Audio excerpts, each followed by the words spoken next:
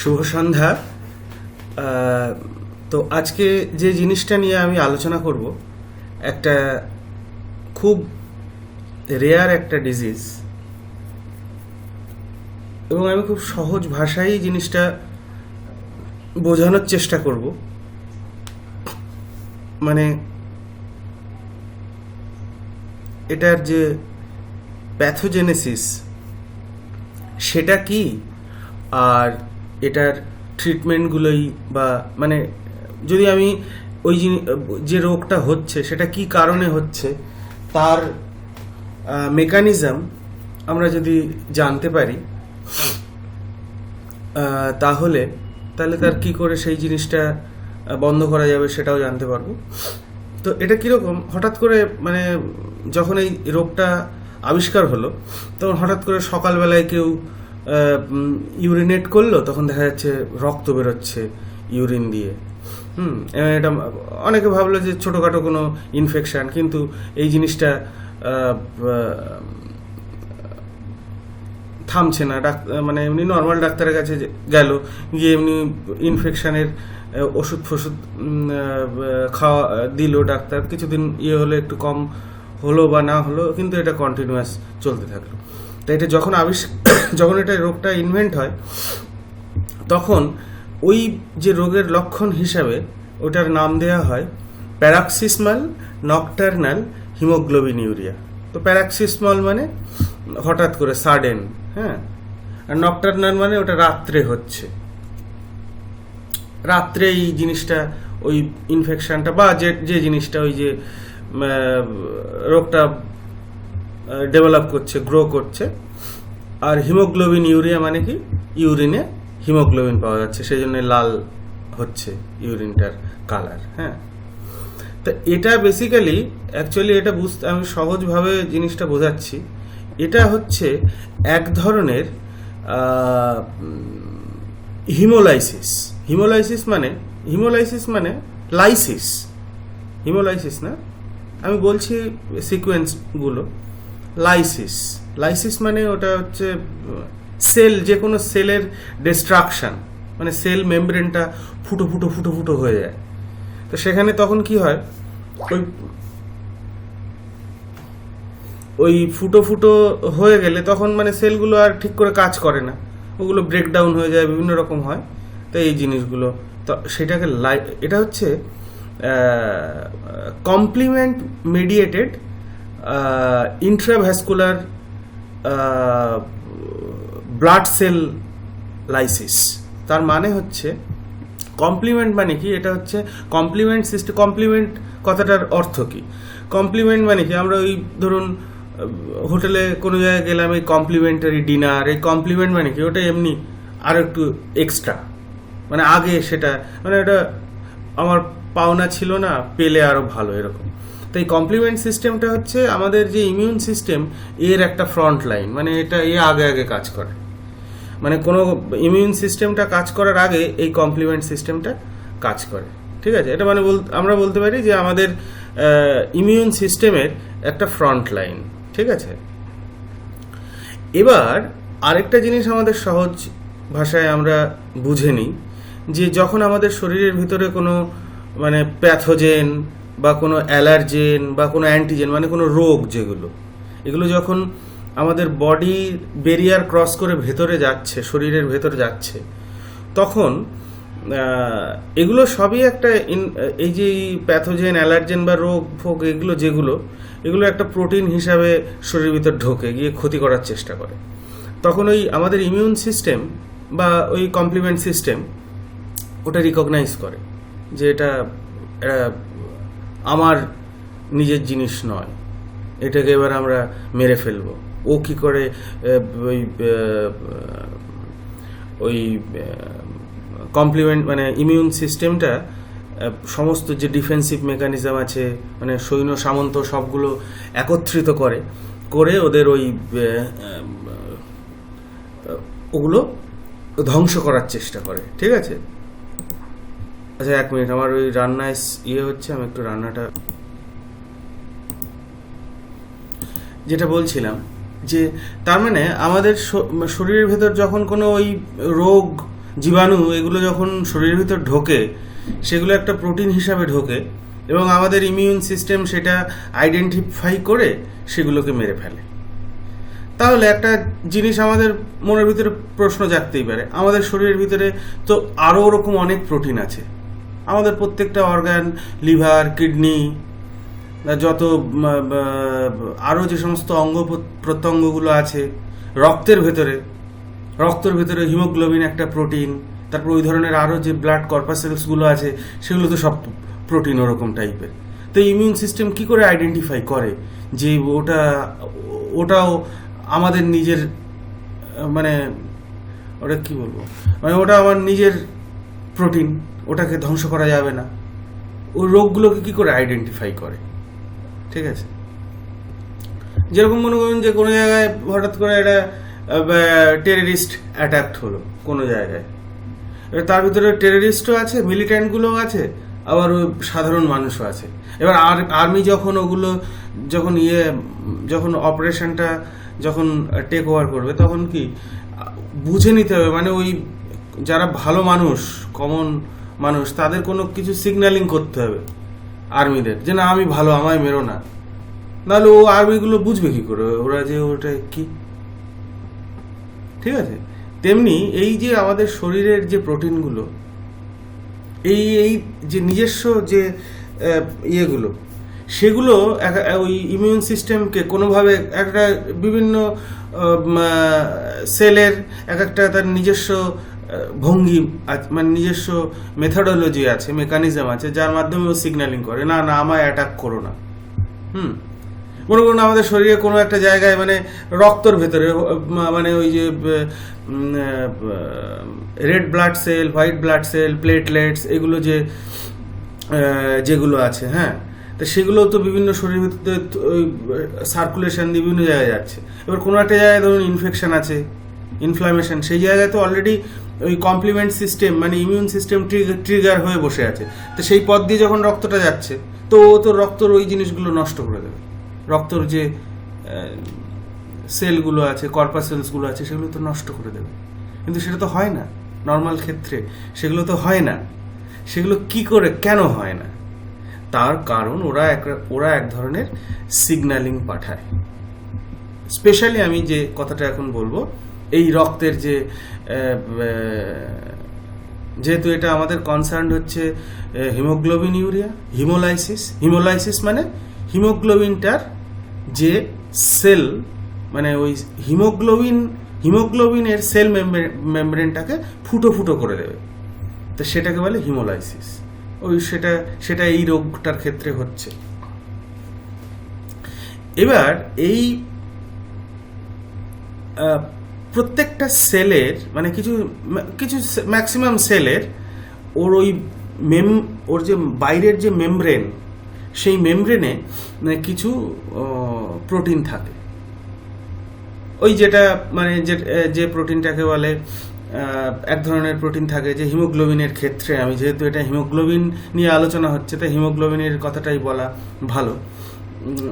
ওটাকে বলে decay accelerating factor, বা ওই CD55 বলে একটা প্রোটিন আছে। ওটা কি করে যে ওই ডিকে অ্যাক্সিলারেটিং ফ্যাক্টর, মানে কমপ্লিমেন্ট সিস্টেমটার ডিকেকে অ্যাক্সিলারেট, কেন কমপ্লিমেন্ট সিস্টেমকে বলে থামো, আমার কাছে এসে তুমি কোনো আমার ক্ষতি করো না। ঠিক আছে, আরেকটা আছে প্রোটিন যেটাকে বলে CD59। CD59 হচ্ছে ওই মেমব্রেন ইনহিবিটার ফর লাইসিস, মানে ওই কমপ্লিমেন্ট সিস্টেমটাকে বলে যে তুমি এসে আমার মেমব্রেনটাকে ফুটো করে দিও না, তাহলে আমি নষ্ট হয়ে যাবো, আমি আমার অন্য কাজ, আমি তোমার নিজের লোক, এসে করো না এগুলো। ঠিক আছে, তারপরে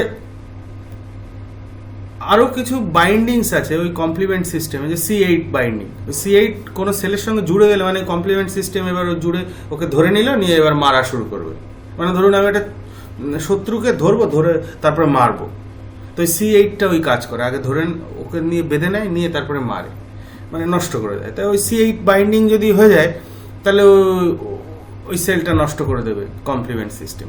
তো এই জিনিসগুলো, মানে ধরুন যদি না হয়, আমি যে 3টে ফ্যাক্টর বললাম, যে ধরুন ডিকে অ্যাক্সেলারেটিং ফ্যাক্টরটা ইনহিবিট হচ্ছে না, তারপরে ওই যেটা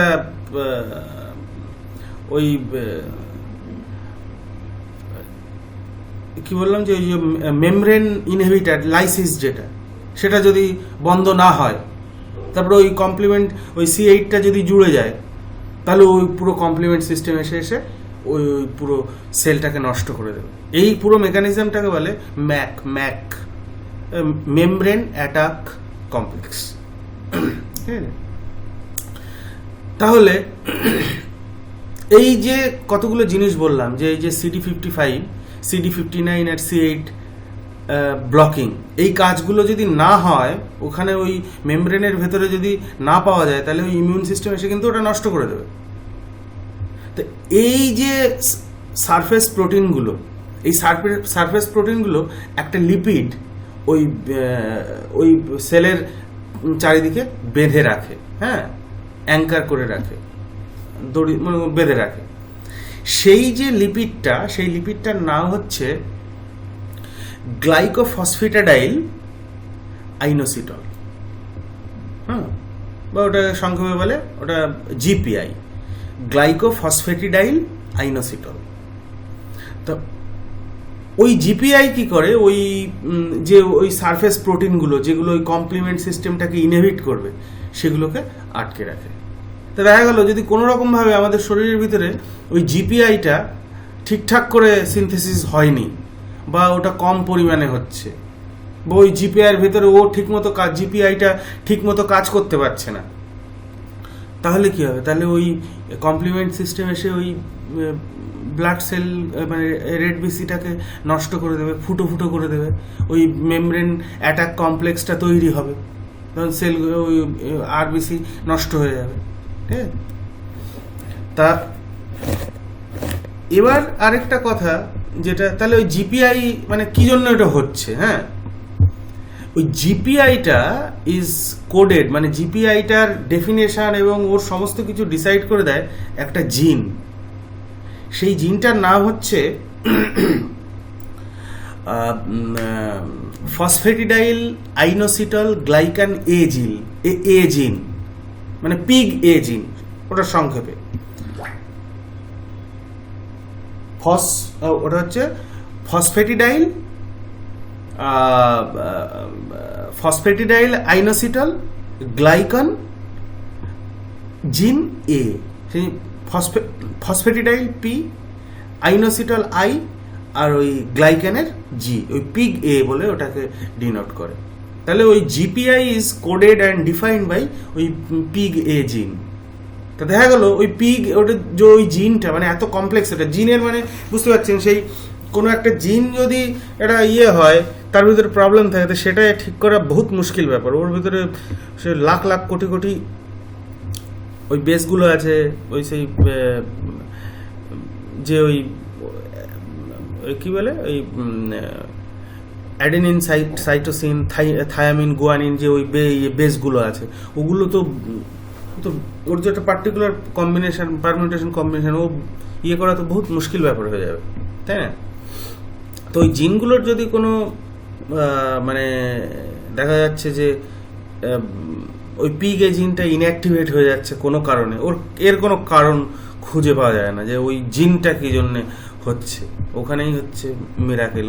ওগুলো কোনোদিনও করা যায় না। মাঝে মাঝে ভাবি এগুলো যে মানে ঈশ্বর এগুলো কি করে, কিভাবে, এগুলো আমরা জাস্ট মেকানিজমগুলো বুঝি, কিন্তু কেন ওটা হচ্ছে, ওই যে পিগ এ জিন কি করে ইনঅ্যাক্টিভেট হচ্ছে বা ওটা মিউটেট হয়ে যাচ্ছে, এটা কি করে হচ্ছে, এটার কোনো কারণ জানা যায় না।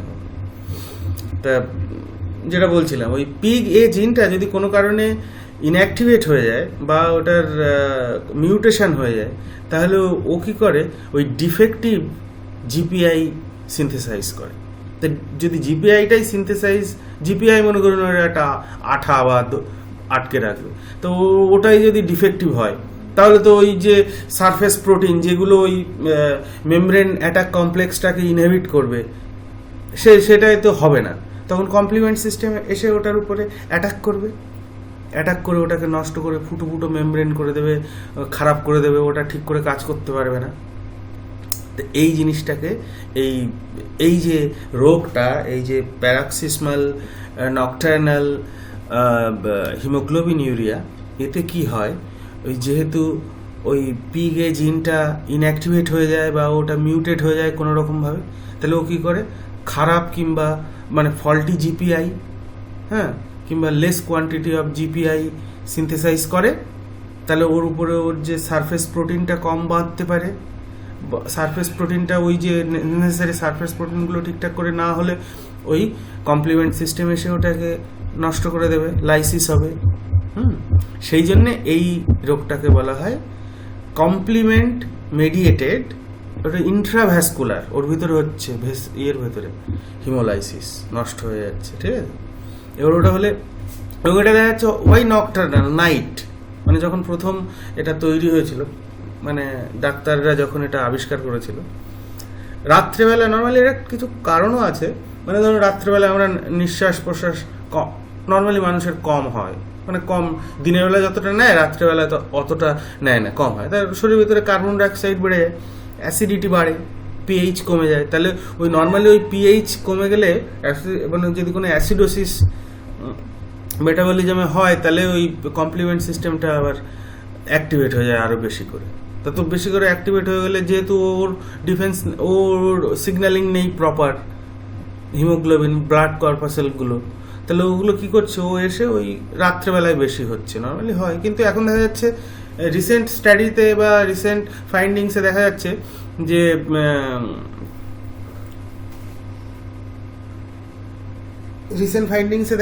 যে ওটা দিনে, শুধু দিনের বেলায় নয়, মানে রাত্রেবেলায় নয়, ওটা দিনের বেলাও হচ্ছে, ঠিক আছে, দিনের বেলাও হয়। এবার ওই জিনিসটা কি হচ্ছে, হিমোগ্লোবিন যদি ভেঙে যায় তাহলে ওই ওটা মানে মেনলি ওই হ্যাপ্টোগ্লোবিন বা বিলিরুবিন এই জিনিসগুলো তৈরি হয়ে যায়। এবার ওগুলো ওই হ্যাপ্টোগ্লোবিন যদি স্যাচুরেট মানে অনেক বেশি পরিমাণে হয়ে যায়, তাহলে ওই হিমোগ্লোবিনের ডাইমার ফাইমার, এগুলো অনেক কমপ্লেক্স মেকানিজম, ওর টাইমার এগুলো তৈরি হয়ে যায়, তখন ওগুলো ওই কিডনির ভেতরে ওই গ্লোমেরুলাসের ভেতরে ওটা ক্রস করে বেরিয়ে আসে। মানে নর্মালি তো রক্ত ওই কিডনির ভিতর ঢুকে সেটা ফিল্টার হয়ে আসে, ক্ষেত্রে রক্তটা, তাহলে তো রক্তটা কিডনির ভেতরে আসে না নর্মাল ক্ষেত্রে, তার কারণ কি, ওটা হচ্ছে ওই প্লাজমার সাথে মেশে না। আর এই রোগটা হলে ওই হিমোগ্লোবিন ব্লাড কর্পাসেলগুলো ভেঙে চুরে ওই প্লাজমার সাথে মিশে ওই নেফ্রনের যে গ্লোমেরুলাসের যে ইয়ে আছে, ওর যে লাইনিং আছে, ওটা ক্রস করে ও বাইরে চলে আসে। বাইরে এসে গেলে তাহলে ওই টিউবওয়েলস, প্রক্সিমাল টিউবওয়েলে যখনই চলে আসে তখন ওটা ইউরিনেট হয়ে যাবে, সেই জন্য ওই লাল লাল মানে পুরো রক্ত, ইউরিনের সাথে রক্ত বেরোনো শুরু হয়ে যাবে তখন। আর যেহেতু ওটা আরবিসি ব্রেকডাউন হয়ে গেলে ওটা বিলিরুবিন তৈরি হয়ে যাবে, ওই জন্য পেশেন্টের জন্ডিস হবে, জন্ডিস দেখা দেবে। বিলিরুবিন বাড়া মানে কি, জন্ডিস হবে তখন। হ্যাঁ, তা এগুলো যেটা বললাম যে এটা প্যারক্সিসমাল, সাডেন, এটা হঠাৎ, কিন্তু আসলে এটা হঠাৎ না, এটা কিন্তু ক্রনিক। যখন তৈরি হয়েছিল তখন ভেবেছিল যে এটা হঠাৎ, but it's not so, it is A chronic, not acute. তারপরে যেটা নকটার্নাল, মানে নাইটে, এটা নাইটেও হচ্ছে না, এটা দেখা যাচ্ছে এখন এটা একটা কন্টিনিউয়াস সবসময় হয়। যদিও নাইটে অ্যাসিডোসিস হচ্ছে কার্বন ডাইঅক্সাইড ঘাটতির জন্য এবং কমপ্লিমেন্ট সিস্টেমটা আরও বেশি আনডিউ অ্যাক্টিভেশন হচ্ছে, কিন্তু এটা দিনেও হয়। হ্যাঁ, তারপরে যেটা হিমোগ্লোবিন ইউরিয়া, এটা শুধুমাত্র যে হিমোলাইসিস হচ্ছে তা না, ওর ভিতরে তো আরও ওই ডব্লিউবিসি প্লেটলেটসও আছে। তো এই রোগগুলোর ক্ষেত্রে এখন রিসেন্টলি দেখা যাচ্ছে যে ওর সাথে সাথে ওই কমপ্লিমেন্ট মেডিয়েটেড ইন্ট্রাভ্যাসকুলার লিউকোপেনিয়াও হচ্ছে, মানে ওই ডব্লিউবিসি কাউন্টও কমে যাচ্ছে। হ্যাঁ, আমি দেখেছি রিসেন্ট যে এই কদিন আগেই পাবমেডের একটা জার্নাল পির রিভিউর জন্য এসেছিল, তো ওরা একটা সুন্দর স্টাডি করেছে বিভিন্ন দেশের থেকে এগুলো নিয়ে, তো দেখা যাচ্ছে সেখানে ওই লিউকোপেনিয়াও হচ্ছে। তারপরে ওই আপনার যে প্লেটলেটসগুলো আছে সেগুলো কাউন্ট ডাউন, মানে ওটা ইয়ে হচ্ছে, মানে ওই যেটাকে বলছে কমপ্লিমেন্ট মেডিয়েটেড ইন্ট্রাভ্যাসকুলার থ্রোম্বোসাইটোপেনিয়া, সেগুলো হচ্ছে, প্লেটলেটস কাউন্টও কমে যাচ্ছে। হ্যাঁ, তাহলে এটা আশা করি যে এই জিনিসটা আমি আপনাদের বোঝাতে পেরেছি যে এই কী জিনিসটা অ্যাকচুয়ালি হচ্ছে। মানে বেসিক্যালি হচ্ছে যে একটা জিন, ওই পিকে জিনটা যদি মিউটেট করে বা ওটা ইনঅ্যাক্টিভেট হয়ে যায়, তাহলে ও যে একটা সেল মেমব্রেনের অ্যাঙ্কারিং যে লিপিড আছে জিপিআই, যেটার নাম ফসফেটিডাইল আইনোসিটল, সেটা ডিফেক্টিভ বা কম পরিমাণে বেরোচ্ছে। আর ওই জিপিআইটাই কী করছে, কিছু সারফেস নেসেসারি সারফেস প্রোটিনটাকে অ্যাঙ্কার করে ধরে রাখে। ওইগুলো থাকার জন্য কি হচ্ছে, কমপ্লিমেন্ট সিস্টেমটাও অ্যাটাক করতে পারছে না। তো যদি এই জিপিআই, এই পিগে জিনটা যদি ডিফেক্টিভ হয়ে যায়, তাহলে এই মেকানিজমটা হচ্ছে না, ওই কমপ্লিমেন্ট সিস্টেম এসে খারাপ করে দিচ্ছে। তাহলে আমাদের কি করতে হবে এখানে, যদি এটাকে প্রিভেন্ট করতে হয়, মানে এমন কিছু করতে হবে যে ওই, মানে এটা অ্যাকচুয়ালি কি হচ্ছে, যেটা বললাম মেমব্রেন অ্যাটাক কমপ্লেক্স।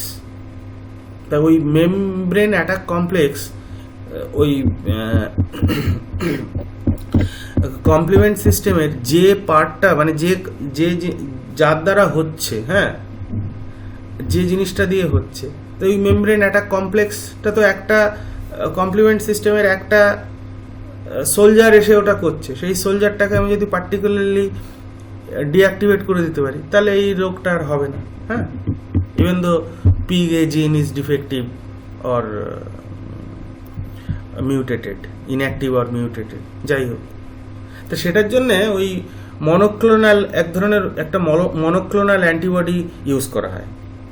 আমার ওই আগের ভিডিওতে যদি আমার চ্যানেলে দেখবেন যে ওই মানে এটা আমার একটা রিসার্চ টপিক, মনোক্লোনাল অ্যান্টিবডি, যেটা ক্যান্সার ইমিউনোথেরাপিতে ইউজ হয়, ডস্টারলিমাব।